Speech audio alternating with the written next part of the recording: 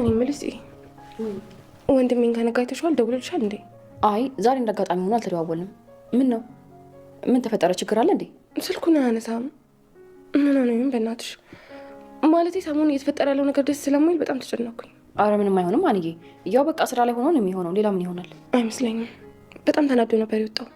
በዛ ላይ ደግሞ የሚያስፈራ ሰውዬ እየተከታተለው ነው እና እንደ ባለፈው የሆነ ነገር ቢያደርገውስ? አይ እንደ ቀላል የሚገኝለት አይመስለኝም። ይጠነቀቃል። ስለዚህ አንቺ አትጨነቂ ሀኒ። እሱ ቢጠነቀቅም ሌላ ሰው ደግሞ እሱን ለመጉዳት እኮ ይፈልጋል። ስለዚህ ማንም ሰው አያርፍለትም።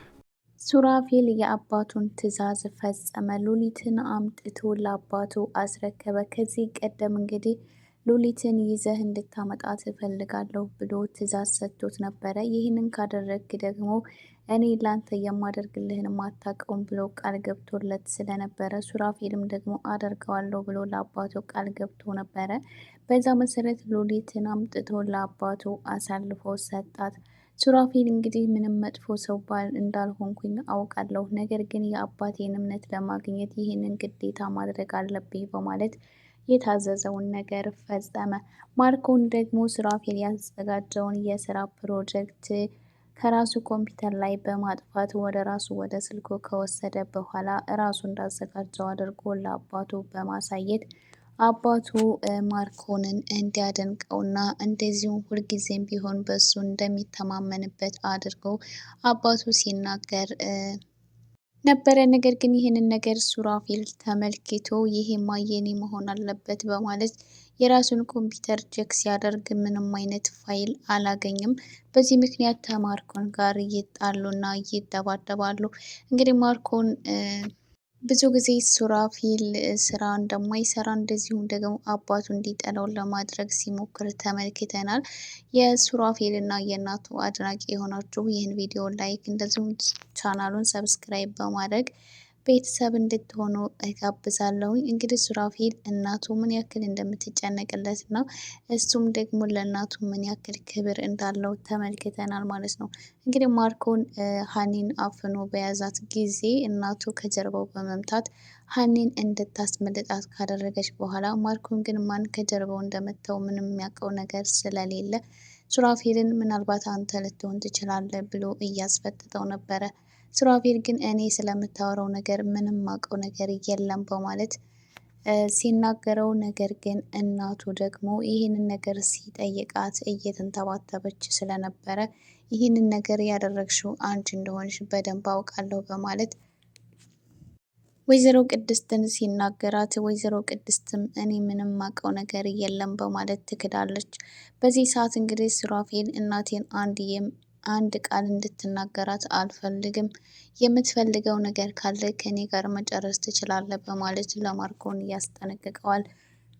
በዚህ ሰዓት ማርኮን እንግዲህ አንተ ብታደርገው ኖሮ ፊት ለፊት እንደምትጋፈጠኝ አውቃለሁ፣ ስለዚህ ከጀርባ የመታችኝ እሷ ናት በማለት ውሳኔውን ወይዘሮ ቅድስት ላይ ይደመድሟል። ቢሆንም ግን ማርኮን አሁን ላይ ማን እንደመተው እርግጠኛ መሆን ስላልቻለ ማንም ሰው ላይ እርምጃ መውሰድ አልፈለገም።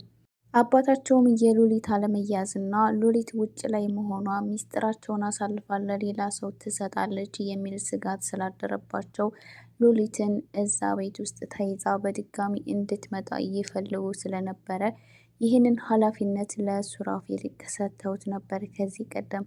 ሱራፌልም እንግዲህ የአባቱን እምነትና የአባቱን ትዕዛዝ ለመፈጸም ግዴታ ሉሊትን አሳልፎ መስጠት ስለነበረበት ሉሊትን አሳልፎ ሰጥቷታል። ቢሆንም ግን ምንም ነገር እንደማያደርጓት አውቃለሁ። ስለዚህ በሆነ መንገድ ከዛ እንድትወጣ ድጋሚ አደርጋታለሁ። አሁን ላይ ግን የአባቴን ቃል ለመፈጸም ይሄንን ማድረግ ይኖርብኛል በማለት ሉሊትን አሳልፎ ይሰጣታል። ሀኒም እንደሚታወቀው እንግዲህ ወደ ቤቷ ተመልሳ ሄዳለች። ቢሆንም ግን ቃል አሁን ላይ ማርኮን ላይ እርምጃ እንደሚወስድበትና እህቱን ይዞበት ለነበረው ዋጋ እንደሚያስከፍለው እየዛተ ነበረ። ከዚህ ቀደም ምንም ነገር ያላደረግኩት እህቴን እንዳይጎዳብኝ ብዬ ነበረ። አሁን ላይ ግን በምንም ነገር አልፈራም፣ ስለዚህ እጋፈጠዋለሁ በማለት ስለ ማርኮን ማንነት አንዳንድ ነገሮችን ማጣራት ይጀምራል። እንግዲህ ቃል በደረሰበት ነገር መሰረት ማርኮን ወንጀለኛ እንደሆነና የሚሰራቸው ስራዎች ህገ ወጥ እንደሆኑ ይደርስበታል። በዚህ ምክንያት እንግዲህ ማርኮንን አሳልፎ ሊሰጠውና እንደዚሁም ራሱን ሊበቀለው እንደሚፈልግ ያስባል ማለት ነው። እንግዲህ ሰኒን ከዚህ ቀደም ማርኮንን የት ነው የምታውቂው በማለት በጥያቄ እያስፈጠጣት ነበረ። ሰኒ ግን ምንም አውቀው ነገር የለም ብላ በካደች ጊዜ ነገር ግን ቃል በዋዛ የሚለቃት አይነት ስላልመሰላቸው ራሷን የሳተች አስመስላ ቃል ይህንን ነገር እንዲረሳውና ሰኒን እንዳይጠይቃት ለማድረግ ችለዋል ማለት ነው። እንግዲህ ማርኮን እዛ ቤት ውስጥ ማለትም ናሀን ቤት ነው ተብሎ የተጠቆሙበት የነቃልን ቤት በድፍረት ቤት ውስጥ ገብቶ ተመልክተነዋል። በዚህ ሰዓት እንግዲህ ቤት ውስጥ የነበረችው ሰኒ ስለነበረች ሰኒን ይሄ የማነው ቤት አንቺ እዚህ ምን ታደርጋለች ብሎ በጠየቃት ሰዓት ይህ የኔ ቤት እና የፍቅረኛ ቤት ነው እኔ አግብቻለሁ በማለት ስትናገር እንዴት እኛ ሳንሰማ ታገቢያለሽ? ቀለበቱስ የት አለ ብሎ ሲጠይቃት እሷ ግን አይ ምግብ እየሰራሁለት እሄዳለሁ የፍቅረኛ ቤት ነው አሁን ላይ ግን ቤት ውስጥ ስለሌለ ነው እኔ እዚህ ያለሁት በማለት ማርኮንን ታሳምነዋለች።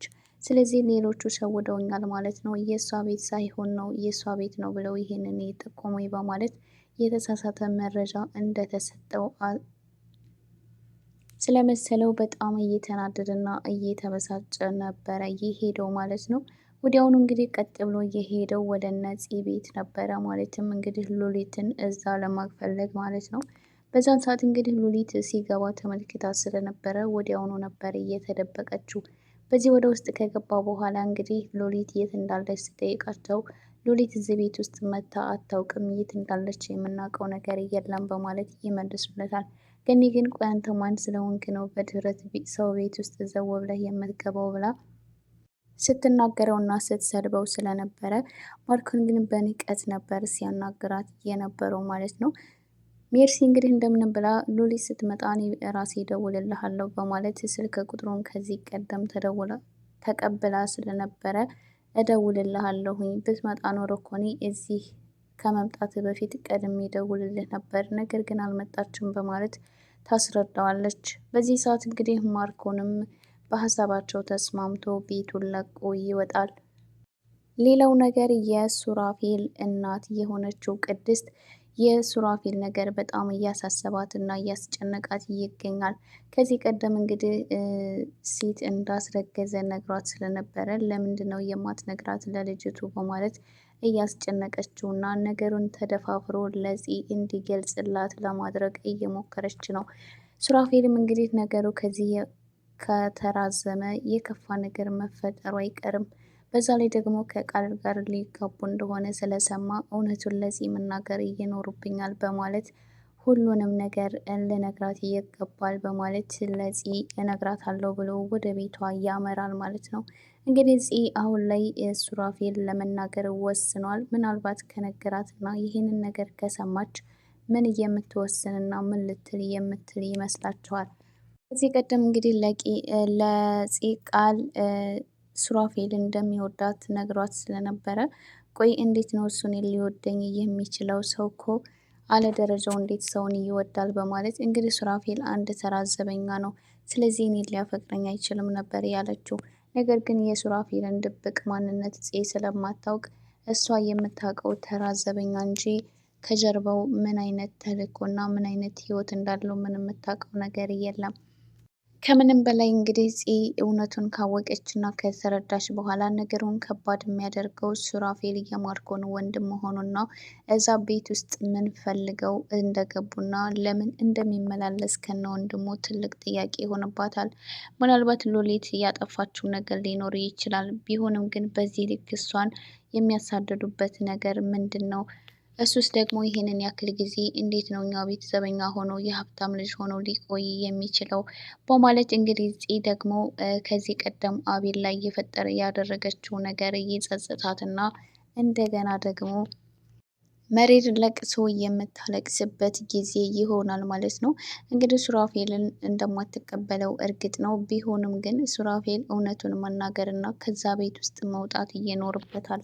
በዚሁ ከቀጠለ ቃል ስለ ማርኮን ማንነት ማጣራቱና እንደዚሁም ደግሞ ማን ነው የሚለውን ነገር ማወቁ ስለማይቀር ሱራፌልም የራሱ ወንድም እንደሆነ ይደርስበታል። ሱራፌል እውነቱን ሳይናገር ቃል ይህን ሁሉ ነገር ካወቀ ግን በጣም ከባድ ጦርነት እንደሚነሳና ትልቅ ችግር እንደሚፈጠር እርግጥ ነው። ስለዚህ ሱራፌል አስቀድሞ ለዚህ አሁን ላይ እንደጀመረው በድፍረት ሊነግራትና ሊያዋራት ይገባል። አሁን ላይ የፂና የቃል ግንኙነት በጣም እየጠበቀና እየከረረ ፍቅራቸውም ደግሞ ይፋ የሆነ ስለመጣ አሁን ላይ ግን ሰኒና ሀኒ ደግሞ ሁለቱን የማለያየት ስራቸውን ይቀጥላሉ ማለት ነው።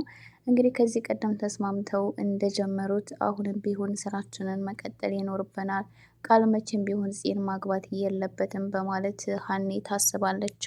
እንግዲህ ሀኒ ቃልን እንደምታፈቅረው ስለማታውቅ ማለት ነው። እንግዲህ እዛ ቤት በሄደችበት ሰዓት ሁለቱ አንድ ላይ ተቀምጠው ሲያወሩና የሚያደርጉት ድርጊት እንግዲህ በጣም እያበሳጫትና እያናደዳት ይገኛል። ውድ የሐረግ ድራማ ተከታታዮች እንደዚሁም የሀይሚ ቲዩብ ቤተሰቦች ለቻናሉ አዲስ የሆናችሁ ሰብስክራይብ፣ እንደዚሁም ቪዲዮ ላይክ እያደረጋችሁ ቤተሰብ ሁኑ። በቀጣይ ቪዲዮ እስከምንገናኝ ሰላማችሁ ብዝት ይበልልኝ።